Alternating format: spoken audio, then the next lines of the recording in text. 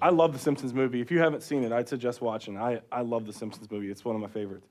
But in any case, the Simpsons, that scene right there just kept running through my head as I was trying to think of a title for this series, and it wound up being the thing that titled it. But here's the question. Have you ever felt like you've been there?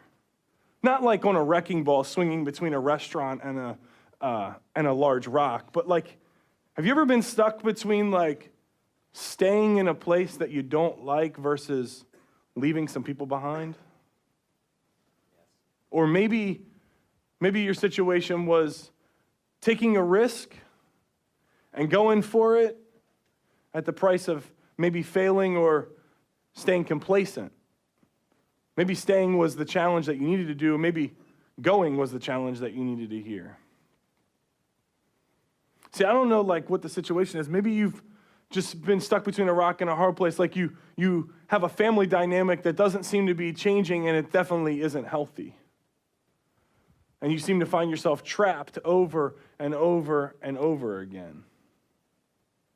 Maybe it's your job and your career, and you go, I'm in this situation, and I wish I wasn't, and I'm tired of being here, and I want something different, but nothing seems to be changing, and I think I might be too old for that career change. If that's where you find yourself, if you ever find yourself in that tough situation of like, I don't know what to do, and I don't know how to fix it, I just seem caught between two really rough choices. No path from here seems like it's going to be easy. This series is going to be for you because we're going to look at a guy named David. Now, David, if you don't know about him, he lived a couple thousand years before Jesus.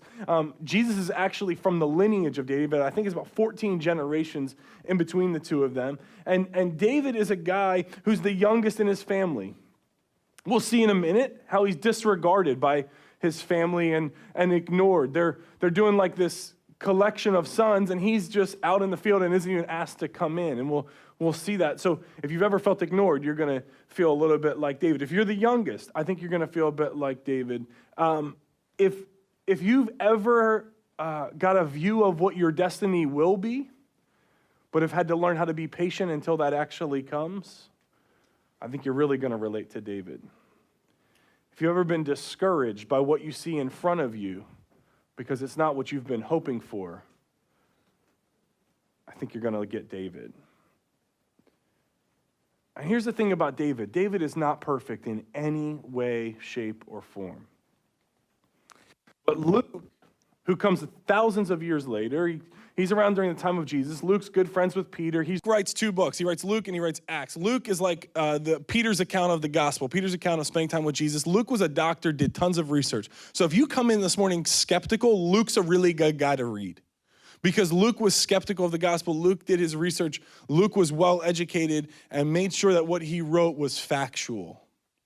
And so he gathered multiple accounts. He put them together. He made sure that what he was writing down was something that people could actually hold as true. And more importantly for him, it was something that he knew was written with integrity. And so Luke writes the Gospel of Luke, which is the account of Jesus, but then immediately following it, he writes the book of Acts, which is the growth of the early church. So basically, it's the life of Jesus and then the life of the church after Jesus. And so in Acts 13, we get this passage where he's like kind of recounting the history of the church. He's recounting the history of the Israelites. And here's what he writes about David. He says, God removed Saul and replaced him with David. Now, we'll get to that in a couple weeks. But he says, about David, a man whom God said, I have found David, son of Jesse, a man after my own heart. God, speaking about David, says, he's a man after my own heart. And I read that and I'm like, I don't know if God would say that about me. Because I'm messed up and I got issues and I got sin and I got struggles and I got all kinds of things that go on. And what I find so interesting and what I want to challenge you to begin to look at over the next 5 weeks or 6 weeks is this idea that David's not perfect either. David doesn't have it all together, and it's kind of a spoiler alert. David commits adultery, murder, multiple counts he's passive, multiple counts he's prideful. Numerous times he defines his own sense of morality instead of trusting God's sense of morality. Chases sin instead of following God, runs from things when he needs to be engaged. He's all the time, seeming to be messed up. And God still says about David, I have found David to be a man after my own heart. And I want us to learn how to begin to do that. That maybe one day when people look at us, they would say, that's a person who's pursuing Jesus. They're not perfect. They don't have it all right, but they're desperately pursuing Jesus. I hope that's what can be said of us. See, here's what I think about David. I'm going to latch in last week's message, and if you missed it, I want you to go back and listen to it, not just because I preached it, but I want you to get it because it's the vision for where we're headed in 2018. We're desperately in a pursuit of intimacy with God over performance for God. And I think David got it. See, I don't think God says that about David because David did everything right. I think God says it about David because regardless of what David did, David still pursued God. David understood. I'm not doing things for God to get him to bend his ear towards me or to get him to like me more. I'm not operating for acceptance. I'm operating out of acceptance. God has already accepted me. He has already approved of me, and he calls me to do things, and I do them out of obedience, not out of a pursuit of him. David had an intimate relationship with his God. He wasn't into performing for his God. And that sounds great, but we're going to take a look this morning at what happens with David. This is kind of like where we pick up the story of David. There's a couple people you need to know about. One of them is named Samuel. Samuel is a prophet. Now, the way it worked in that day was that the prophet spoke on behalf of God. And there was some big deals about this. And you go, how do you know if he actually spoke from God? Well, if he spoke something that was incorrect, they could stone him. So it was a big deal. Like Samuel didn't just walk around just spouting off things and hoping that he was right. He trusted that he heard from God, and he was confident that he heard from God, because if he was wrong about it and God didn't come through on what Samuel made a promise of, then just Samuel would be killed. That was how easy that was. And so Samuel is having a conversation with God in 1 Samuel 16. It's where we're going to pick up the story. It says, the Lord said to Samuel, you have mourned long enough for Saul. See, Samuel was frustrated with how Saul was leading the country. God says, I have rejected him as the king of Israel, so fill your flask with olive oil and go to Bethlehem. You're going to find a man named Jesse who lives there, because I have selected one of his sons to be my king. But Samuel asked, how can I do that? If Saul hears about it, he'll kill me. Here's the deal. When the prophet goes and anoints somebody, they're going to be the next king. And the issue is, he's going to anoint somebody that's not part of the lineage of Saul. And Saul has sons. Samuel's like, hold up. God, I hear what you're saying, but if I go down there and I go anoint somebody else as king, Saul's going to have my head regardless of if I'm right or not. The people might stone me if I'm wrong, but Saul's going to kill me for sure. And God says, well, take a heifer with you and say that you've come. Take a heifer with you and say that you've come to make a sacrifice to the Lord. Invite Jesse to the sacrifice, and I will show you which of his sons to anoint for me. So Samuel did as the Lord instructed, and when he arrived at Bethlehem, the elders of the town came trembling to meet him.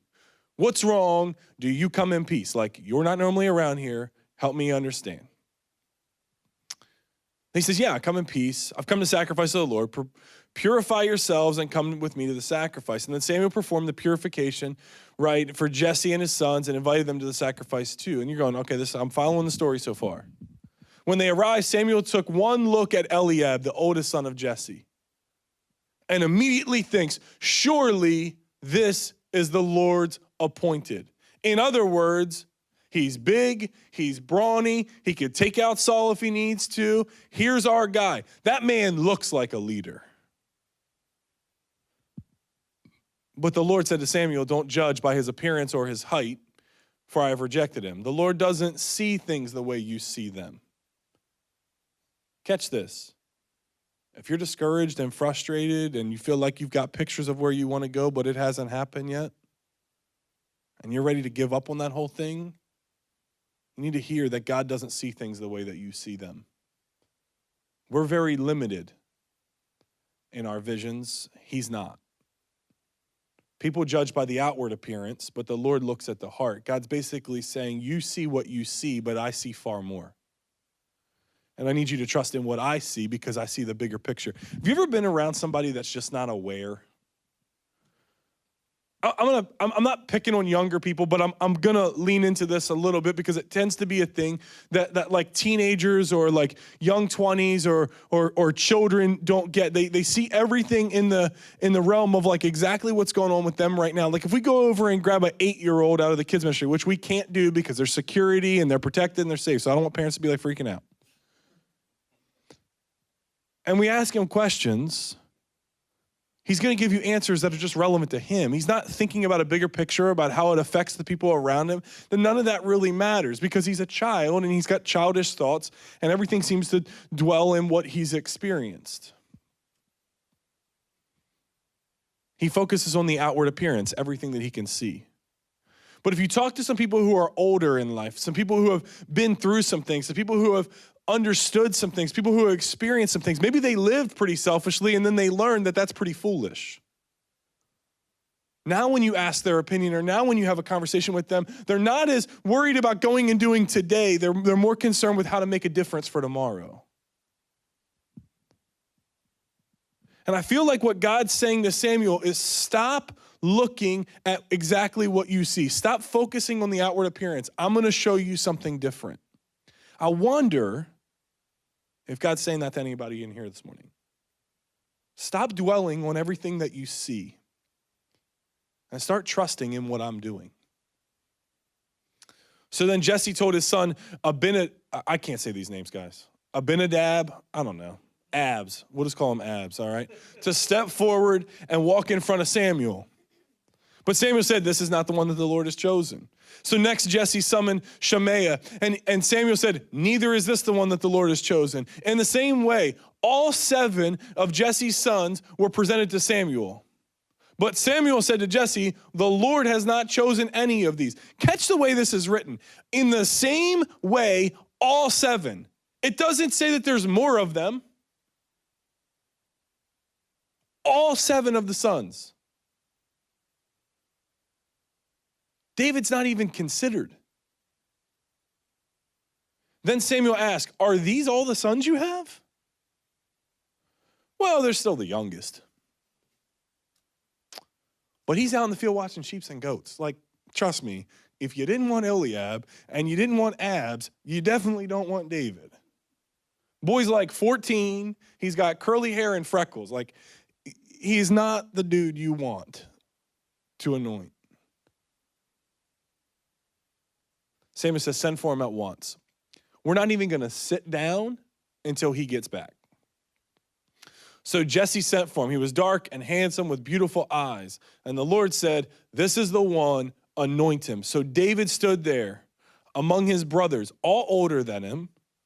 Samuel took out the flask of olive oil that he had bought and anointed David with the oil, and the Spirit of the Lord came powerfully upon David. And then Samuel returned to Ramah. What happens next? David goes back out in the field and keeps watching sheep and keeps watching goats. David now knows that he's been anointed as the next king, but he makes no steps towards it. God hasn't taken care of any other thing that he would need to be in place for him to actually take over as king. It's like David gets a picture of his destiny, but can't make progress towards it yet. See, Kim and I have plans for retirement. It's kind of weird because I'm 32 and she's 9 years younger than me. She's 23, and we have plans for what we want to do when we're 65 and when we're 70. And they sound great, and we've got great hopes and great dreams, and I have no idea if they'll ever actually come to happen. But the point is, like, we can make plans, but it doesn't feel like we're getting any closer to actually seeing them happen. And I wonder if David got discouraged, sitting out in a field, taking care of sheep while his brothers go off and do everything they seem to do.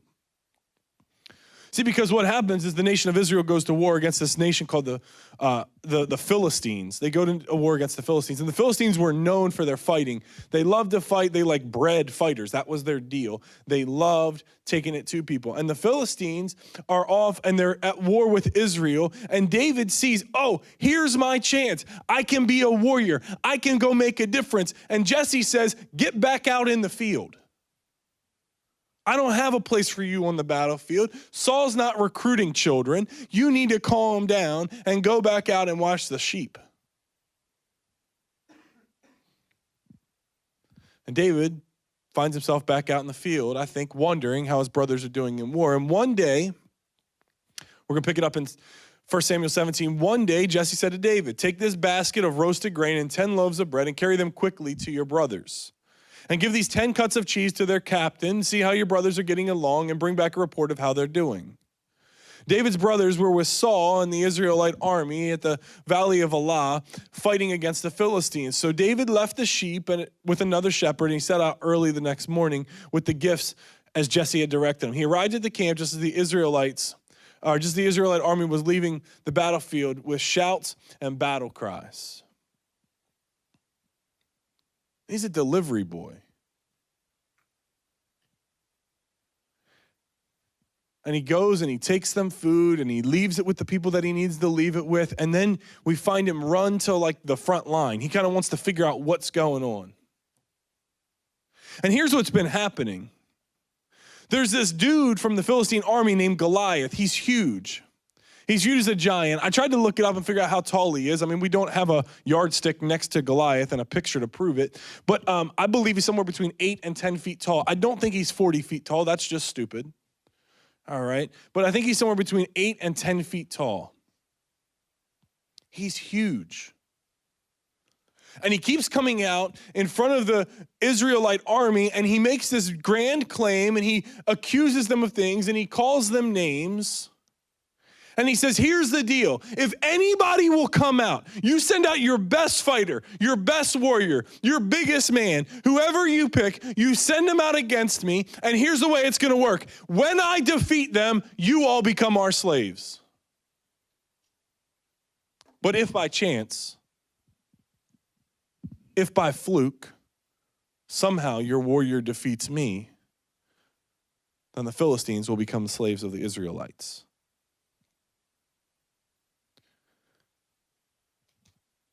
And he curses them in the names of his own gods.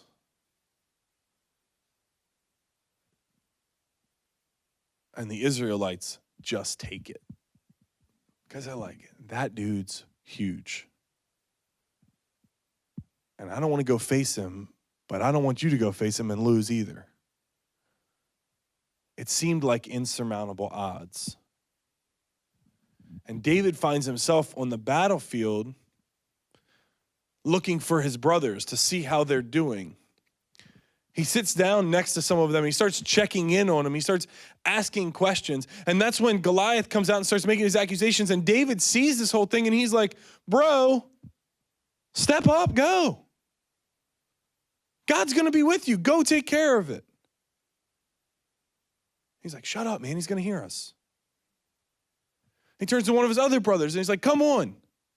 Like, I know you're not going to take that. That guy doesn't get to talk about our God that way. That guy doesn't get to accuse my family of those things. Dude, shut up. If Goliath hears us, I don't want him to come after me. So he leaves his brothers and starts talking to some other people.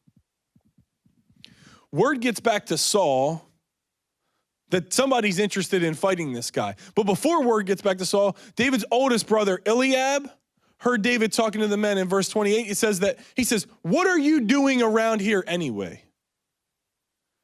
What about those few sheep you're supposed to be taking care of? You ever had somebody diminish what you do? Hey, bro, go back to your measly job. We got a job we're doing here that matters. I know about your pride, and I know about your deceit. You just want to see the battle. Man, I was reading that, and I'm like, how easy it is when I'm passive to accuse somebody else who's active of just being prideful. How easy it is for me in a moment where I want to be lazy to yell at the person who wants to go after it. And so he just diminishes them. Well, David keeps talking to people. He's like, I'm not worried about him. Just like a youngest brother. They don't care. They're the favorite anyway. Right? And he goes off and he keeps talking. Well, word gets back to Saul. that there's a guy who's willing to fight Goliath. And I picture in my head, I picture like this scene from the movies or the scene from the TV shows where you have like Saul standing with his back to the door, facing out the window, looking over the city of some skyscraper, waiting for like the Rock to walk in and be like, I got it, boss. And instead what happens is David walks in and is like, don't worry about the Philistine. I'll go fight him. I don't know why he sounded like Mickey Mouse, but he did in my head. He's like 14.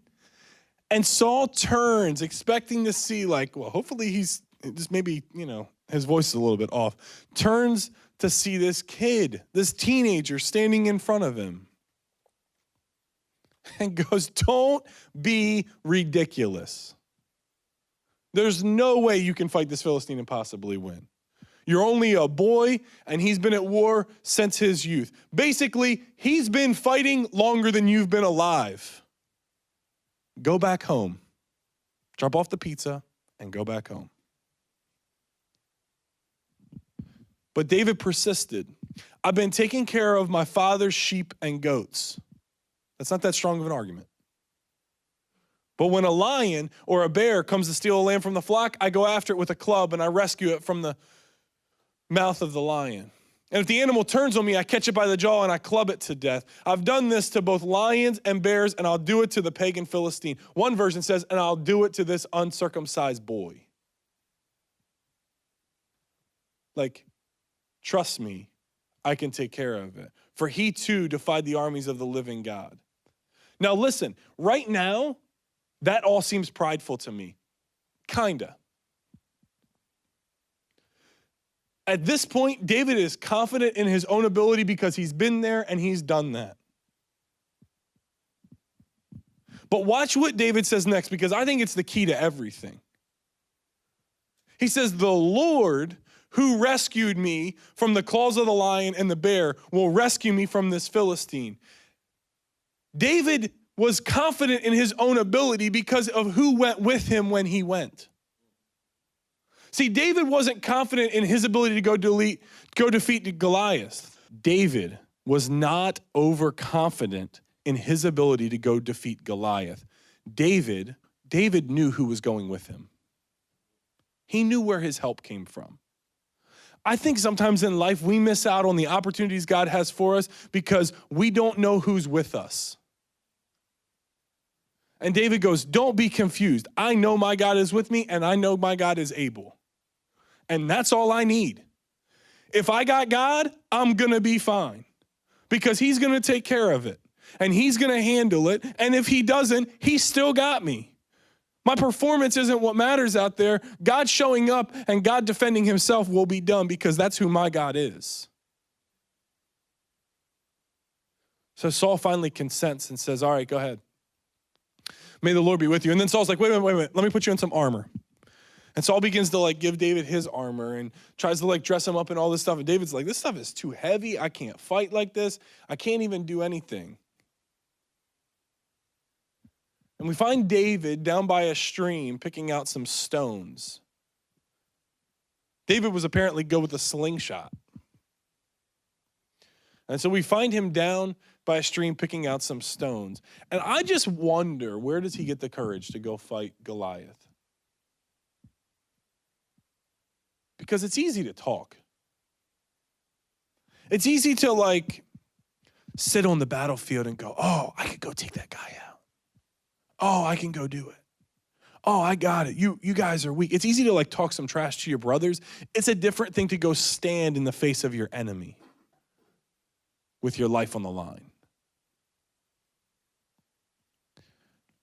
Dr. Amelia Shepard from Grey's Anatomy. Are there Grey's people in here? Do we have Grey's Anatomy people, or is it just my wife? Oh, it's my wife and her sister. Great. Boo. Grey's Anatomy is lame. But I've watched it 3 times and it works out for me. So I watch Grey's Anatomy with my wife every now and then. But Dr. Amelia Shepard from Grey's Anatomy talks about this thing this week. She's having brain surgery, all right? I'm not going to give away any spoiler alerts for all the people who now want to go catch up on Grey's because I referenced it in a sermon. I know I have that power up here on stage, all right? In any case, she's getting ready to have brain surgery. And she makes everybody else who's performing the surgery stand in what is called the hero pose. And basically it's, I got to put down the mic for a second, but it's just like this, right? It's this like dignified hero pose. And so she has them stand with their hands on their hips in their best superhero pose. And so I want to challenge you to do it now. So stand up, like put your leg rest down, stand up. We all got to get in our hero pose, get the blood flowing. It's Sunday morning. We're tired. We already admitted to having a long weekend. All right. So best hero poses. Nadia, come up here. You're going to be David. Dave, come up here so people can see us. All right. Yeah, best hero poses here. We got hero poses. So here's the thing. I didn't just take this from Dr. Amelia Shepard. I actually looked it up. If you stand in a hero pose for 2 minutes before a job interview or before a thing that you struggle with or a thing that scares you, they say there's actual studies that's been done that says if you'll stand like this for 2 minutes, not only will you gain more confidence, but you'll perform better in the situation. So I don't know what David's doing down by the river, but I wonder if he's pulling out his best superhero pose. I'm going to channel my inner Superman to take this guy out.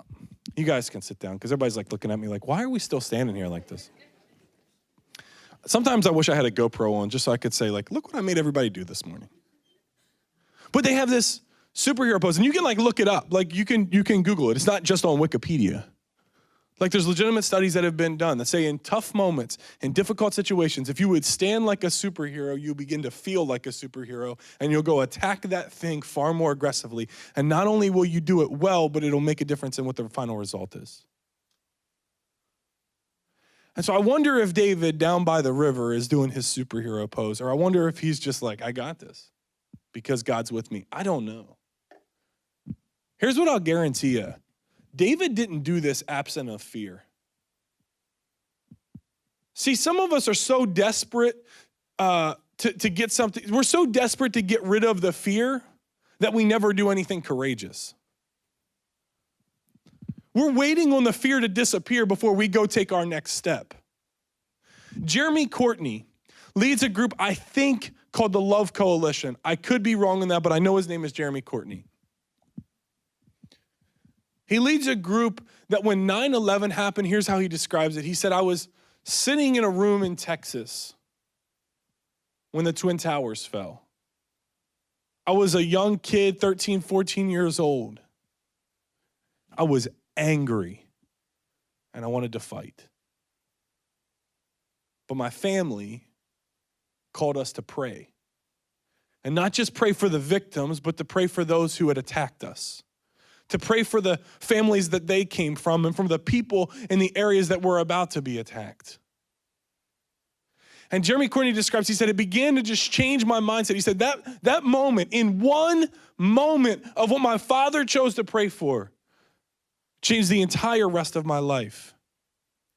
Because he leads groups of people that go into the Middle East, that push back against ISIS, not with guns and ammo, but with food and water and hugs and prayer.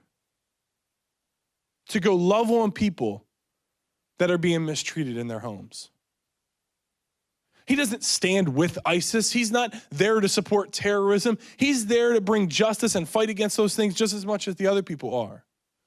But he sees that there's hurting people in the midst of a storm that just need help. And in an interview that I recently saw, somebody said to him, what does it take for you to get rid of the fear? And he said, no, don't ever be mistaken. Fear is with me every single day. The challenge for me is just to move fear to the passenger seat instead of the driver's seat in my life. See, I think this morning some of us have to learn to move fear to the passenger seat. Because for far too long, fear has been the driver in your life. It holds you back. It hits the brakes. It steers away from anything that could ever cause you trouble. And the problem is it never empowers you to go be courageous. But God said to Joshua, be strong and courageous, for I am with you. I'm confident that David understood. I can be strong and courageous because my God goes with me. It's not that I don't have fear. It's not that I'm not going to war. It's not that I'm not about to have a battle where I could lose my life. It's that fear is in the passenger seat. And it can make me more aware and it can open my eyes some, but my God is the one driving me. So I'm not worried about my fear, it says, because my God has overcome my fear.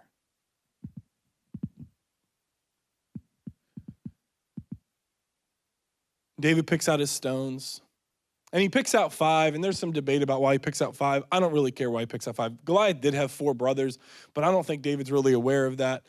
But David brings 5 stones and his sling. Goliath walks out on the battlefield. We pick it up in verse 41. He walked out toward David with his shield bearer ahead of him, sneering in contempt at the ruddy-faced boy. Goliath, here comes the trash talk. You ready? This right here is like 2000 BC trash talk. Am I a dog that you come at me with a stick? And he cursed David by the names of his gods. Come over here and I'll give your flesh to the birds and to the wild animals. And David replied, you come at me with spear and sword and javelin, but I come to you in the name of the Lord of heaven's armies, the God of the armies of Israel, whom you have defied. Today the Lord will conquer you. David's hope is not in himself. Today the Lord will conquer you, and I'll cut off your head. I'll kill you and cut off your head, and then I'll give you the dead bodies of your men to the birds and the wild animals, and the whole world will know that there is a God in Israel. And everyone assembled here will know that the Lord rescues his people, but not with sword and spear, because this is the Lord's battle, and he'll give you to us. And as Goliath moved closer to attack, David quickly ran out to meet him. I don't know why he didn't have a sling ready, because the next verse says that he was reaching into his shepherd's bag and taking out a stone. Like, why are you running and trying to set yourself up? That just seems like a teenager. It's like, you didn't think through all that, but that's okay. But running towards him, he grabs a stone out of his shepherd's bag. He puts it in his sling. He hurls it. He hits the Philistine in the forehead. The stone sinks in. Goliath stumbles and falls face first on the ground. Did he kill him? I don't know. Did he give him a concussion? I'm not sure. Either way, the person he's going against is now laying on the ground in front of him, knocked out.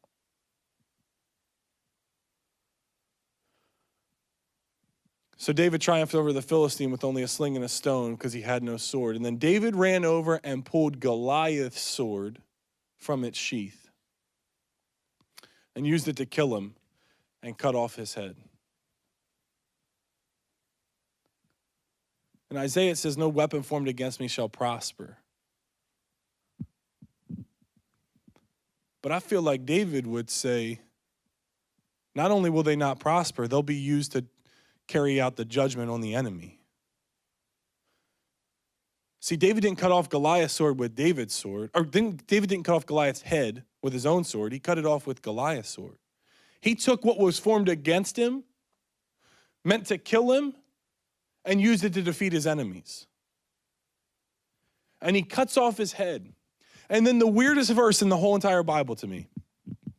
Well, that's not true. There's some really weird ones. But this is one of them.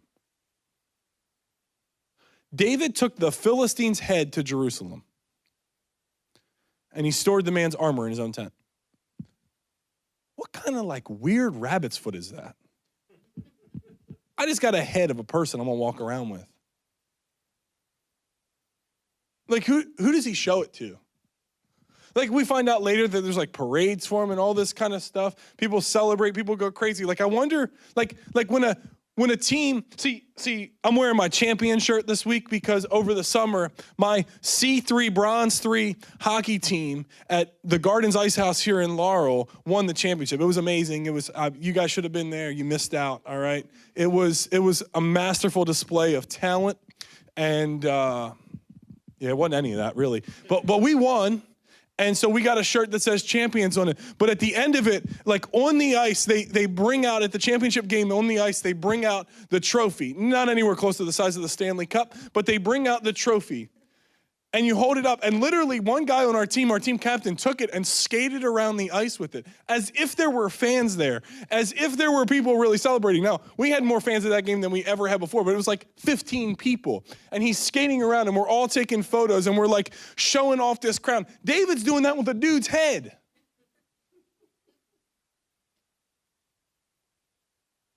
Like showing it off as his trophy piece.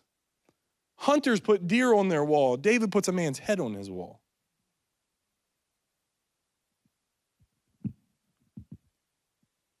See, but I wonder if at times when David saw it, if it gave him confidence to go do the next thing. Because if you haven't learned it yet, what God called you to last week may not be what he's calling you to next week. At least in my life, God continues to call me to take my next step, not to regress. And so while planting a church may have been a big step, or while getting married again might have been a big step, God's calling me to keep moving on. And what may have been comfortable in my past, or what may have been uncomfortable in my past, is just what sets me up for my future. I wonder if David keeps it as a reminder of, no, God will show up when I lean into who he is. God will come through in these moments. And I don't know how long he keeps it, but we just know that he keeps this head and walks around with it. But here's what I want to challenge you with this morning as the band comes back.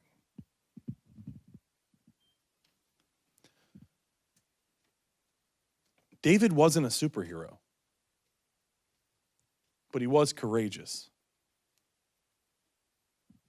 And when life gives us trouble and we find ourselves living between a rock and a hard place, where the situation seems to be so offensive to us that we can't continue to bear it,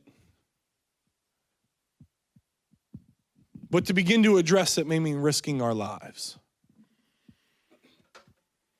That we're so unsettled with the way things currently are, but to make change or begin to affect change is going to be a long uphill battle that we're not sure we're ever going to be able to win. When we find ourselves there, I just want to challenge you, in the words of Jeremy Courtney, but in the actions of David, to move fear to the passenger seat. Church, fear does not determine our future. Our Father in heaven does. And if we can learn to lean into him, to trust him at his word, I'm confident that giants will fall. See, if we fix our focus on God, we'll see the giants fall. I don't know what it's going to take for you this morning to begin move fear to the passenger seat. But I want to challenge you to begin asking the question. Listen, I had a conversation with somebody this week, and they said, I thought I'd be there by now. And I just reminded them that healing and growth is a process, not an event.